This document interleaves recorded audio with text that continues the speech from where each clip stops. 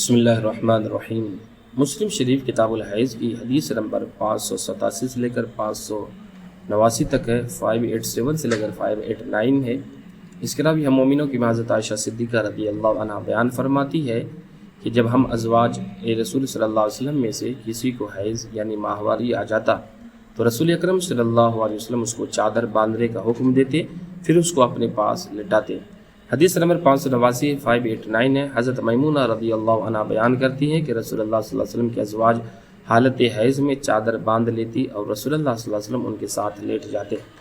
شارح مسلم علامہ یحییٰ بن شرف نووی رحمۃ اللہ علیہ لکھتے ہیں کہ حائضہ عورت کے ساتھ مباشرت کی 3 قسمیں ہیں۔ قسم اول یہ ہے کہ حائضہ عورت کے فرج میں جماع کے ساتھ مباشرت کی جائے، یہ قرآن مجید کے نص صریح، سنت صحیحہ اور اجماع مسلمین سے حرام ہے۔ ہمارے اصحاب نے کہا کہ اگر کوئی شخص حائضہ عورت کے فرج میں جماع کو حلال سمجھے تو وہ کافر مرتد ہو جائے گا،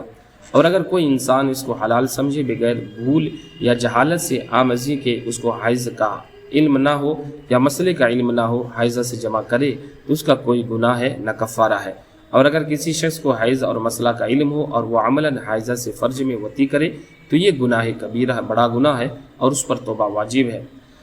علامہ غلام رسول سعیدی رحمۃ اللہ تعالیٰ علیہ فرماتے ہیں کہ بعض منکرین حدیث جو ہے اس حدیث سے مغالطہ دے کر مسلمانوں کو احادیث مبارکہ سے بدظن کرتے ہیں۔ مغالطہ کی بنیاد یہ ہے کہ اس حدیث میں یہاں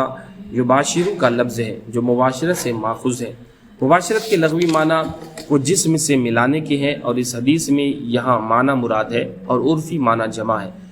منکرین حدیث جو ہے اس حدیث سے یہ تاثر دیتے ہیں کہ العیاذ باللہ معاذ اللہ رسول اللہ صلی اللہ علیہ وسلم ازواج مطہرات سے حالت حیض میں جمع کرتے تھے، حالانکہ اس مفہوم کے باطل ہونے پر خود نفس حدیث میں یہ دلیل موجود ہے کہ رسول اللہ صلی اللہ علیہ وسلم پہلے ازواج کو تہبند باندھنے کا حکم دیتے، جیسا کہ حدیث مبارکہ میں آپ نے ملاحظہ فرمایا، پھر ان کو اپنے ساتھ لٹا دیتے۔